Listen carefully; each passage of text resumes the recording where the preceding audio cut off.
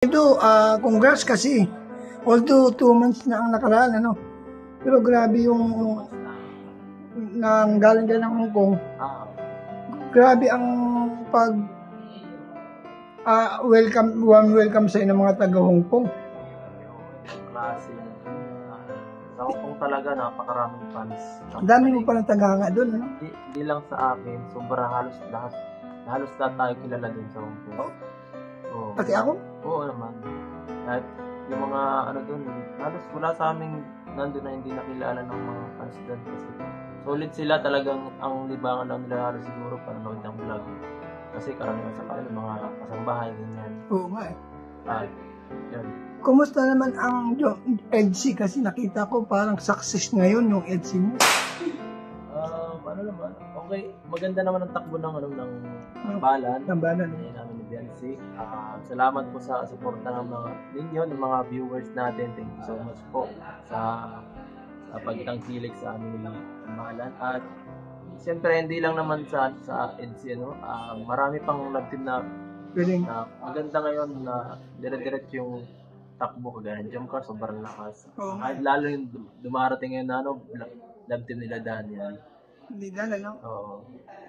Pero alam niyo, sa totoo lang nakakatuwa kasi nagulat ako, even mga policeman talagang pumalalay sa'yo. Gaano ba karami talaga ang dumagsa? Talaga bang binagsa ka doon? Hindi lang naman ako eh. Talagang lahat kami, lalo na sila Rob, sila Kupan. Siguro mga nasa 6,000. Akala ko kasi sa Mas karami, nakakulang pa yung 6,000 eh. Sobrang dami. Bakasyon kasi, no? Chinese New Year. At wala talagang walang pasok sila. Talagang nangyari nun. Kahit hindi fans lang, hindi nila siguro nasubaybay yung pag ng pagsabi ng tawag dito yung pag nung doon mayroong ngayon pagtitipon. Karaniwan kasi doon ginaganap yun. Kaya yung mga Pilipino lalong naipon. Kaya pala. Kaya sobrang dami talaga ng dumalo. Pero maraming nag-expect kasi Ed, kasi siyempre akala nila kasama mo si Edsi, ano ba si Biancy pala yun? So akala nila kasama nila. Kasi wala pa silang passport ng oras. Wala pa. Tsaka nag-aaral pa no?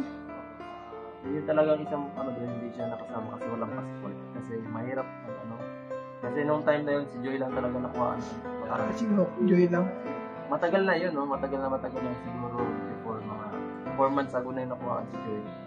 Kahit nga si Carla wala eh. Pero sabi nga ng mga comment, sana daw next time kasama na si Biancy tapos magkaroon kayo ng shooting dun sa Hong Kong. Sana talaga, kahit hindi lang si Biancy, lahat ng Kalingap. Lahat ng Kalingap, pero although malaking Kalingap Boy, Tara, mas maganda, mas lalong sumaya. Pero malaki-laking gastos yun, pero masaya naman, Masaya ka. Pero ang bibitawang malaki talaga. Ay, oo. Siyempre, kung matuloy man at maganda talaga itong magpahinga, mag-vlog, para sa mga natin, para maiba naman yung lugar na maiba naman. Pag makita ng mga fans, di ba? Kumusta naman ang kalagayan mo sa Hong Kong? Hindi ka ba nahirapan kasi malamig daw doon? Mahirap kasi gawa ng hindi kasi na sobrang lamig. Sobrang lamig talaga? Mahirap. 3 patong na yung jacket ko. Maginaw pa rin? Maginaw pa din. Grabe pala sa Hong Kong, Talagang nanonood. Nanonood talaga asin. Sobra. Yung Baguio, wala pa yun. Pero nagulat ako kasi Kalingap Edo. Talagang masyado rin tinangkilik. Hindi naman sa ikaw lang. Ibig sabihin, halos most of the love din naman. Pero, genuine kasi isa yun eh. So, kumbaga kakaiba kasi nga, siguro nagkataon lang na magkalapat kayo ng ni Biancy. Kumbaga, yung chemistry nyo, kakaiba eh. Oo naman, siguro, hindi ko naman masabi yan kasi nasa viewers pa rin yung kung sila supportahan nila. May mga naman siguro, may mga dito may kanya-kanyang style din ng pag-acting,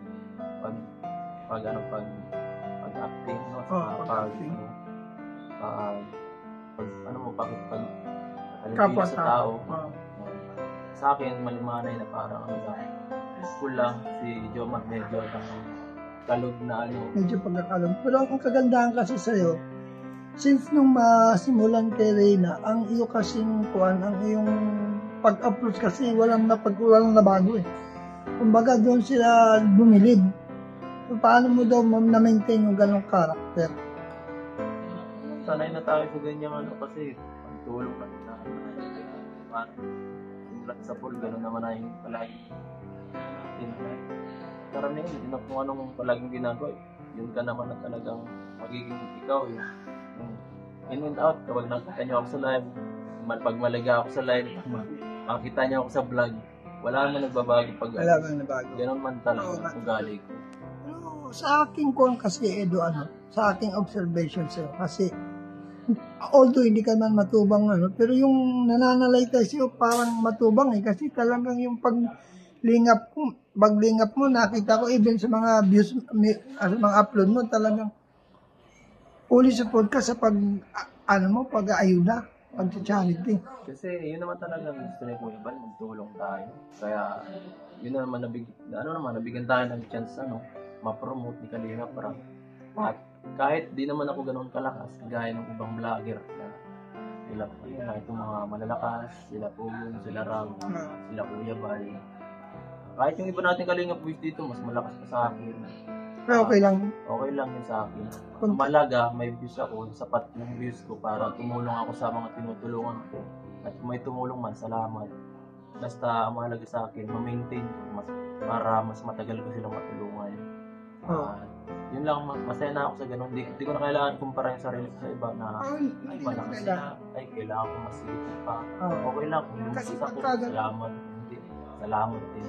Gaya nung nakaraan itong plus itong upload ni Rab kahapon, yung bigay ko sa kanya yung si Joby, malakas siya sa akin, 200 views siya sa akin, 200,000 views siya sa akin, pero sabi ko kung gusto ko nga puntahan ni Kalinga Prab, in-stop ko muna siya, isang buwan ko siyang hindi bilang, kahit malakas masyado sa akin, kasi nasa isip ko is mas makakatulong si Rab sa akin, at supportahan sa pag-accumulate sa akin. Mas okay yung ganun. Yung bang nagpapalaya. Pero alam mo, hindi mo naman kailangan makipag-competensya. Sa iba kasi nakita ko naman, kahit na hindi ka makipag-competensya, ang daming nagmamahal sa'yo. Diyan makikita naman may solid viewer ka. Diyan makikita naman ng mga fans talaga kung sino ka talaga na kung anong gusto mo talaga mangyari sa Unlike Adel na nagka-views lang, minsan iba na ang tema, iba na ang lakad. So, hindi nila kayang tularan ng isang Edo. Hindi naman sa atin. May mga time naman na kailangan din mo. Tsaka congrats kasi alam mo kung bakit.